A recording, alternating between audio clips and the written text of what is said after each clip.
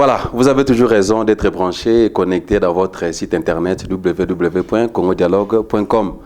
Nous vous disons merci et nous vous saluons partout où vous êtes, peuple congolais, tous les amis qui nous aiment. Moi, c'est votre humble serviteur Josué Boloa. Bienvenue dans votre émission Espace Dialogue, là où la réflexion et la connaissance se marient. Nous avons encore voulu inviter sur ces plateformes, dans notre émission, le professeur Kilele, le chef du Parti national congolais, ici en Afrique du Sud. Ensemble avec lui, nous allons un peu réfléchir sur la situation politique de notre pays, en particulier, et la situation politique en général au niveau de l'Afrique, et pourquoi pas internationale. Alors, sans plus tarder, je vais recevoir mon invité du jour. Bienvenue, papa. Comment vous allez? Je vais bien. Merci, bonjour. Bonjour à vous et bonjour à tous vos téléspectateurs. Merci de pouvoir répondre à notre invitation. Quoique ce n'est pas facile, vous avez pu laisser vos occupations et répondre à notre invitation.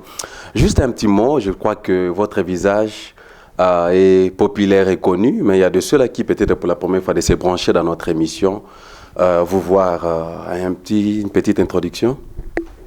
La popularité, c'est ce que je n'aime pas. Je vais m'accomplir des devoirs patriotiques. Voilà. Merci beaucoup, salut à tout le monde, à tous les compatriotes. Et ceux qui sont dans la diaspora et tous ceux-là qui sont au pays. Moi, c'est M. Djemadar Vibikil Kilele, président du Parti national congolais, comme il vous l'a présenté. J'espère que nous allons travailler pendant ces quelques minutes pour le pays. Merci. Voilà, merci beaucoup. Vous avez suivi ce briefing d'introduction de M. Kilele.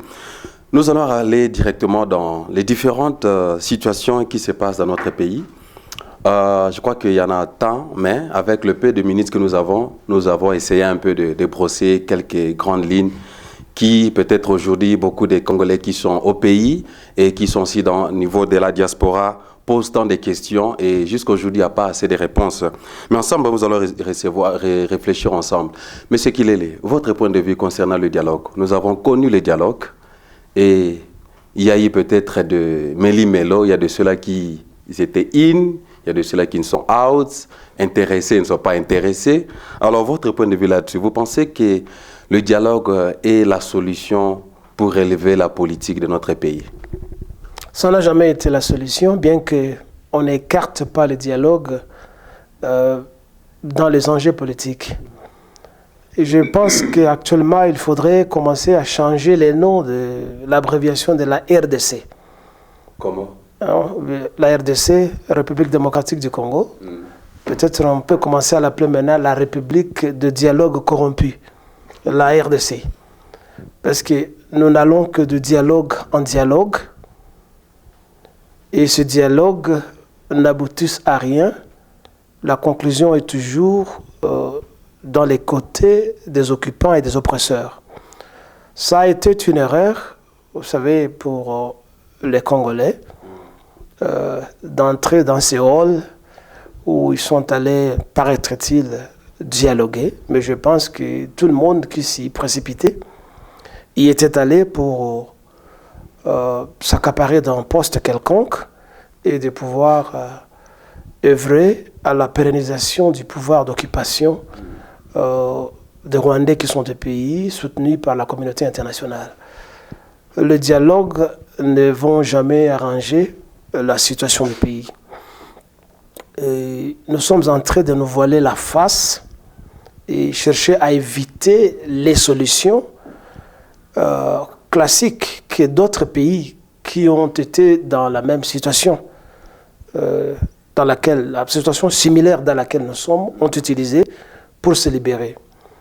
Le Congo ne sera pas le premier pays à avoir été occupé, à avoir connu la guerre, à avoir été en guerre.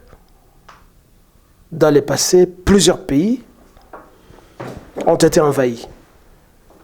Et quand le dialogue ont échoué, ils sont passés par la méthode classique, c'est la guerre. Et nous, en cherchant à éviter la guerre, pendant que nous sommes déjà dans la guerre, et nous avons toujours été dans la guerre pendant presque ces 16 ans, nous jouons à l'hypocrisie.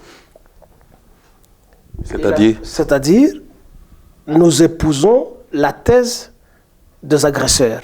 Ça signifie que nous voulons demeurer dans la même situation d'oppression et d'occupation. Nous avons déjà perdu beaucoup d'hommes, beaucoup de gens. C'est comme les musiciens congolais le disent vaguement, « Ebeba, ebeba, advienne que pourra ». Il a fallu qu'on aille tout droit à la guerre et affronter ceux-là qui nous occupent. C'est ce que d'autres pays ont fait ayant été dans la situation similaire que la nôtre.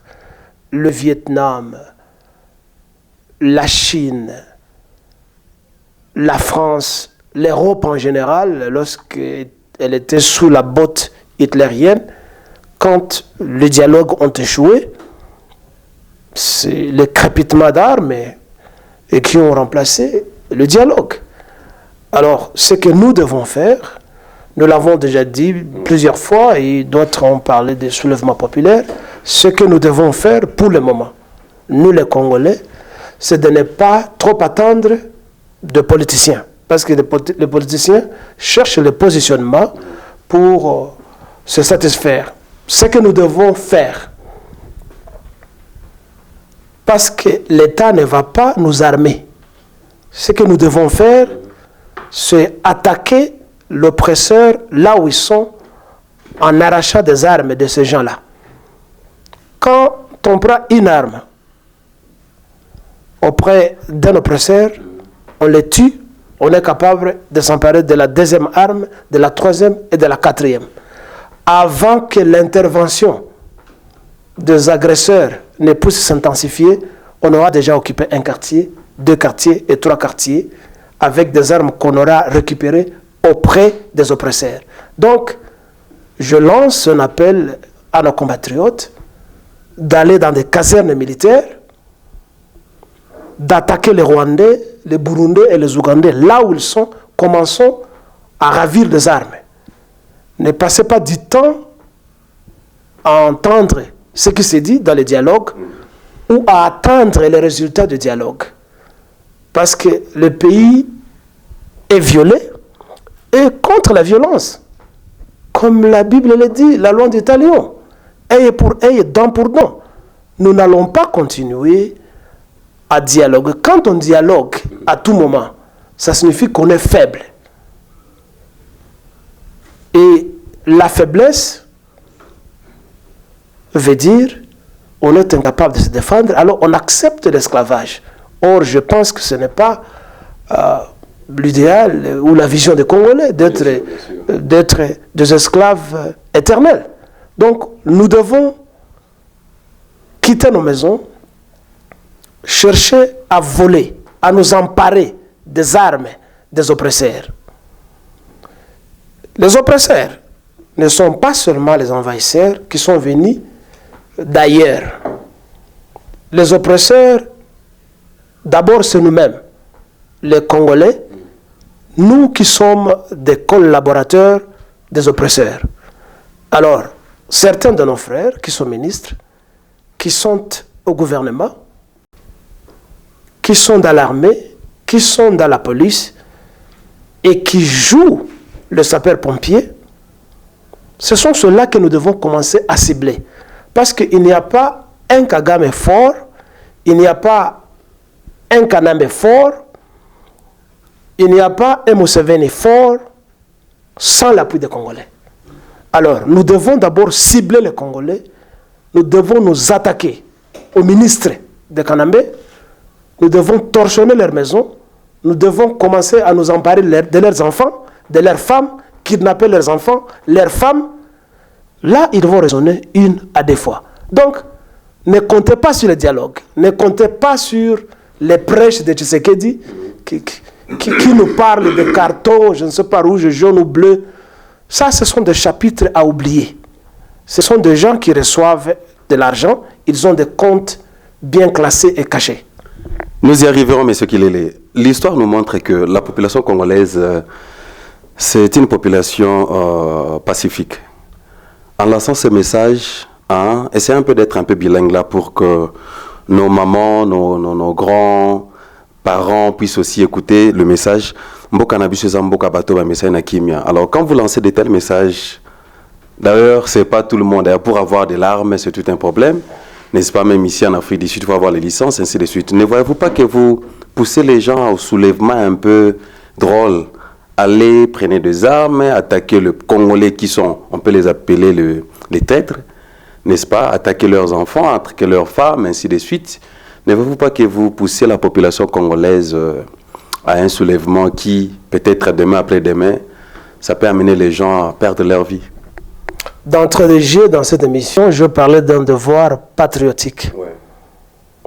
Dans les annales de l'histoire, il n'y a jamais eu une libération pacifique. Cite-moi une où un pays qui a été occupé, qui a été en guerre, s'est libéré à travers les signatures, à travers les dialogues. Il n'y en a jamais eu. Donc, le passé doit nous apprendre quelque chose. Que partout où il y a libération, il y a violence. Partout où il y a violence, il y a effusion de sang. Partout où il y a effusion de sang, il y a perte d'hommes. Il y a perte d'infrastructures.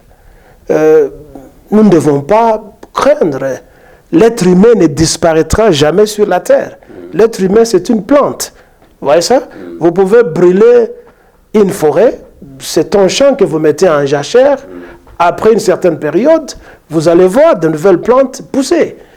Qui pouvait croire qu'un jour au Japon, il y aurait encore une population après qu'on ait lâché 2 fois des bombes atomiques? Mais les hommes sont sortis des décombres. Et le Japon, de nouveau, a repoussé sa démographie. Parlant des Congolais qui sont des pacifiques, ça c'est un langage de flatterie. Un langage d'affaiblissement, de soulèvement populaire. Les Congolais ne sont pas pacifiques. Nous n'avons pas arraché notre indépendance seulement par les accords de Bruxelles. Il y a eu des morts, bien que la guerre classique n'avait pas tellement eu lieu au Congo, mais il y a eu des morts. N'acceptez pas qu'on vous dise vous êtes des pacifistes. C'est la raison pour laquelle les Rwandais, les Burundais, les Ougandais et la communauté internationale piétinent sur les Congolais. C'est un langage religieux que vous injectez dans la population congolaise. Et j'espère qu'on doit cesser à tout moment de jeter des louanges inutiles qui n'amènent les Congolais, qui ne l'amènent pas à sa libération. Le Congolais doit refuser d'être appelé pacifiste devant une violence. Nous devons être violents pour que l'occupant, pour que tout le monde nous respecte. Pour terminer sur cette question, l'Amérique gouverne le monde, ce n'est pas par le pacifisme. La démocratie américaine, c'est une démocratie violente. En allant bombarder l'Irak, en allant bombarder la Syrie, en tuant Muammar Kadhafi, et les exemples sont légion, vous allez me dire que ça c'est la démocratie? Parce que peut-être dans votre tête, la démocratie signifierait d'une manière synonymique la paix. Mais je ne pense pas qu'on allait bombarder les Japonais. Ça c'est la démocratie. Je ne pense pas qu'on allait tuer à l'époque le président chilien Allende. C'était la démocratie ou c'était le pacifisme. Toute démocratie doit se protéger et se défendre par la violence. Et l'exemple, c'est celui que nous retirons de l'Amérique. Ce n'est pas un pays démocrate, ce n'est pas un pays pacifiste. L'Amérique, c'est un pays guerrier. Et l'exemple est là. Quand vous voyez les armoiries du drapeau américain, l'aigle est là, tenant entre ses pieds des flèches, des aiguilles, et prêt à s'envoler et à apprivoiser tout. Ces armes que l'aigle tient, est-ce que ça symbolise le pacifisme? Il veut vous dire que si vous osez, vous allez voir ce que je suis. Voilà. Oui. Ainsi, nous ne pensons pas que nous pouvons accepter qu'on nous appelle des pacifistes. Chaque pays a le droit de se défendre. Et qui dit défense, dit mécanisme de violence.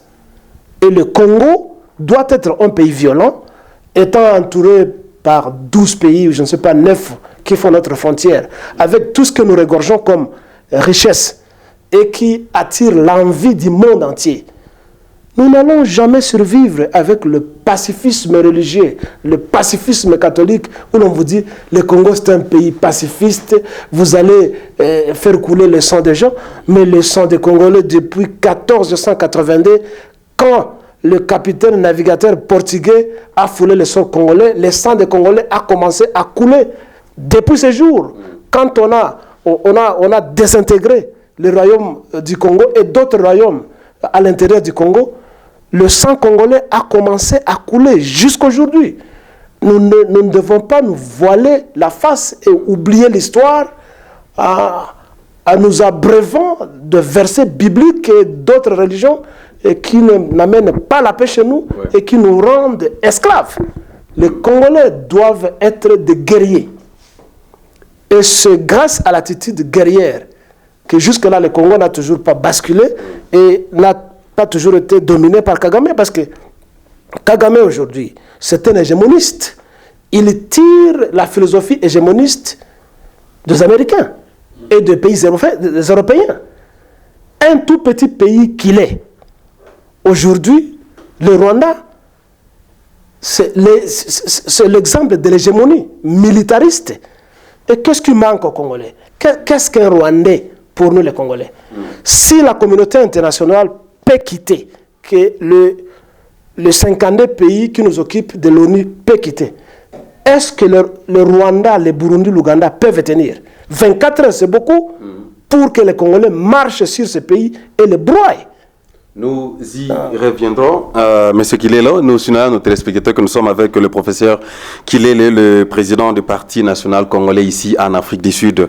Nous vous signalons que si vous avez des questions ou des commentaires à faire, s'il vous plaît, nos numéros sont affichés dans vos petits écrans. Allez aussi dans notre Facebook, Je suis Boloa, là vous pouvez poster vos questions. Nous continuons. Monsieur Kilele, le message est passé, le dialogue congolais, une distraction pour la population congolaise. Tout à fait. Voilà, une distraction. Alors, parlons un peu votre point de vue. Les partisans de les participants même de ces dialogues, nous voyons Vital Kamerhe, nous voyons Etienne Tshisekedi et d'autres opposants. Ma question est celle-ci. Y a-t-il un opposant ou des opposants au niveau de la RDC qu'on peut appeler opposants? Ce serait insulter les gens si je dis totalement qu'il n'y a pas des opposants. Il y a des individualités, hein, parmi ceux-là que nous voyons tous les jours, et il y a peut-être d'autres qui sont cachés. Mais à quoi bon d'être caché quand on est opposant? Il faut se faire voir. Donc je carte le groupe de ceux-là qui sont cachés. Bon, les individualités, il y en a, mais pas Kamerhe, mais pas Tshisekedi. Oubliez complètement. Ce sont des leaders qui dirigent les partis opposants, ce sont des opposants, ils combattent pour le pays. Ce serait trop attaquer Kamerhe, parce que j'ai trop parlé de Kamerhe bien avant que d'autres gens puissent parler de lui. Bon, excuse-moi que je me donne cette primauté, mais je parlais de Kamerhe depuis longtemps. Et Kamerhe, tu me connais très bien. Tu as étudié avec mon petit frère à la faculté de l'économie. Tu venais dans ma chambre. Tu n'es pas congolais. Soyons sérieux. J'ai répété ça plusieurs fois. Tu n'es pas congolais et tu dois avoir honte de persévérer dans le mal. Et il faut cesser avec l'habitude du mal. Et les Congolais qui papillonnent autour de ce petit qui a une grosse tête macrocéphale comme ça, vous devez vous séparer de lui. Hein? Ceux-là qui sont à côté de lui. Mais tuez-les, pourquoi vous papillonnez auprès de lui? Donnez-lui une balle dans la tête. Parce que la culture de tuerie émane de chez eux, du Rwanda, du Burundi et de l'Ouganda. Tuez-les. Hein?